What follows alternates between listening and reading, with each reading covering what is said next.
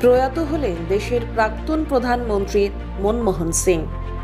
বয়সজনিত নানা অসুস্থতায় ভুগছিলেন তিনি। বৃহস্পতিবারে তাকে দিল্লি এইমসে ভর্তি করানো হয়।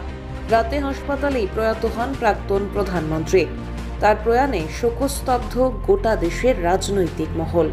হাসপাতালের পক্ষ থেকে জানানো হয়েছে, বৃহস্পতিবার রাত 9:51 তার মৃত্যু হয়। স্বাস্থ্যের কারণেই সাম্প্রতিক বছরগুলিতে রাজনীতি থেকে অনেকটাই দূরে ছিলেন প্রাক্তন প্রধানমন্ত্রী। চলতি বছরের শুরু থেকে তিনি গুরুতর অসুস্থ হয়ে পড়েছিলেন। চলতি বছরের জানুয়ারিতে তার মেয়ের বই প্রকাশ অনুষ্ঠানে তাকে শেষবার জনসমক্ষে দেখা গিয়েছিল। প্রাক্তন প্রধানমন্ত্রীর প্রয়াণে 7 দিনের রাষ্ট্রীয় শোক ঘোষণা করা হয়েছে।